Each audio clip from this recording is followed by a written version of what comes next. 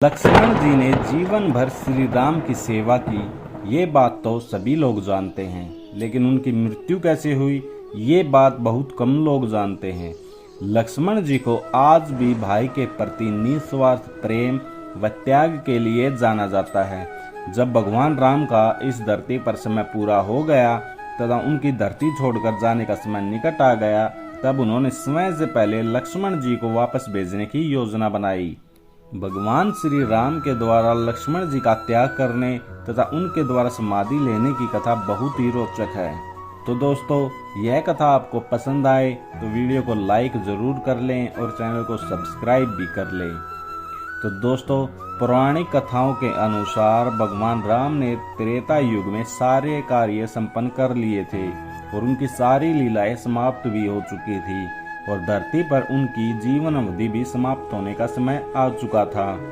लेकिन समय समाप्त होने के बाद भी काल देवता यमराज भगवान राम के समीप उनके प्राण हरने नहीं आ पा रहे थे, क्योंकि रामदूत हनुमान भगवान राम के प्राण रक्षक थे, जो स्वयं महाकाल का एक रूप है और महाकाल से उनके आराध्य भगवान राम के प्राण छीनने की हिम्मत ना तो किसी काल में थी और ना ही किसी अन्य देवता में। इसीलिए काल चक्कर और समय चक्कर को आगे बढ़ाने के लिए भगवान राम की मृत्यु होना जरूरी भी था। ऐसे में भगवान राम ने एक उपाय निकाला और अपनी एक अंगूठी महल के किसी छेद में गिराकर हनुमान जी को उस अंगूठी को खोजने के लिए पाताल लोक में भेज दिया। हनुमान जी को अयोध्या में न देखकर यमराज ने अयोध्या में प्रवेश किया और वे एक संत का रूप धारण कर भगवान राम जी के महल में पहुंच गए। तब संत के भेष में यमराज भगवान राम से मिले और भगवान राम से वचन लिया कि यदि कोई उन्हें बात करते हुए सुन ले या देख भी ले तो उसे प्राण दंड दिया जाए। इस पर भगवान राम ने उन्हें वचन दिया और सभी द्वारपालों को बाहर भेजकर लक्ष्मण जी को द्वारपाल पर रहने का आदेश दिया। उसके बाद उस संत ने अपना असली रूप दिखाया और भगवान राम को बोले, हे प्रभु, मैं आप ही का सेवक हूँ और आपने ही मुझे यह कर्म दिया है कि इस संसार से समस्त जीव एवं प्राणियों का प्राण हरना, और यह मेरा धर्म भी है। और मैं भगवान शिव और ब्रह्मा की आज्ञा से आपसे यह कहने आया हूँ कि आपने जो अपना समय इस पृथ्वी लोक पर निश्चित किया था वह समय पूर्ण हो चुका है और अब आपको अपने धाम लौट जाना चाहिए। इससे सभी देवी देवताओं को आपको विष्णु स्वरूप में देखकर उनमें उत्साह की लहर आ जाएगी। फिर यमराज बोले कि हे प्रभु, आपको कुछ और समय इस पृथ्वी लोक पर बिताना है तो आप रह सकते हैं।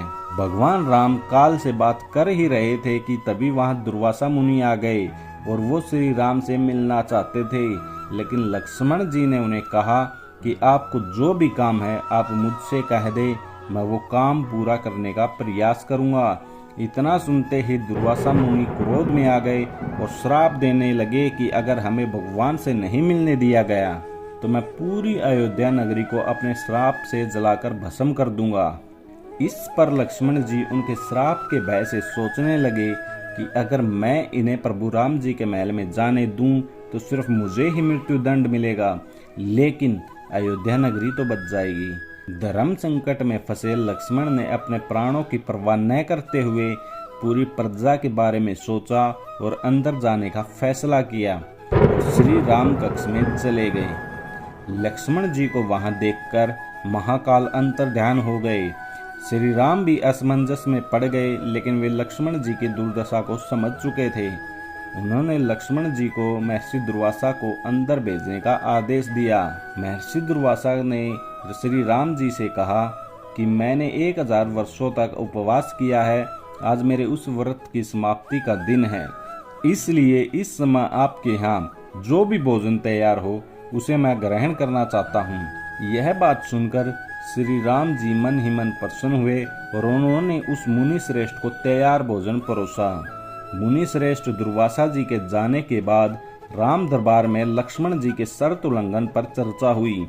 तब लक्ष्मण जी ने कहा कि आप निश्चिंत होकर मेरा वध कर दीजिए, जिससे आपकी प्रतिज्ञा भंग न हो। जब श्री राम जी ने यह बात महर्षि वशिष्ठ को बताई तो उन्होंने कहा कि आप लक्ष्मण का त्याग कर दीजिए, साधु पुरुष का त्याग व वध एक ही समान है। श्री राम ने ऐसा ही किया और राम ने लक्ष्मण जी से कहा कि जाओ, मैं तुम्हारा परित्याग कर देता हूँ। श्री राम का इतना कहने पर लक्ष्मण जी के आंखों में आंसू आ गए और वो वहां से चल दिए। भगवान श्री राम द्वारा त्यागे जाने से दुखी होकर लक्ष्मण जी अपने भ्राता श्री का वचन निभाने के लिए अयोध्या की सरयू नदी में समाधि लेकर शेषनाग का रूप ले और भगवान विष्णु के निवास स्थान क्षीर सागर में जाकर उत्पन्न हो गए। उसके बाद भगवान राम ने भी इसी तरह सरयू नदी में जाकर जल समाधि ले ली और अपने परम धाम को चले गए। तो ये थी लक्ष्मण जी की जल समाधि से जुड़ी हुई एक कथा। यदि वीडियो पसंद आई हो तो वीडियो को लाइक करें, कमेंट करें और चैनल को सब्सक्राइब भी करें। यदि आपके मन में कुछ सवाल हैं तो हमें कमेंट बॉक्स में जरूर बताएं। तो मिलते हैं किसी और ऐसी ही ज्ञानवर्धक वीडियो में। तब तक के लिए जय श्री राम।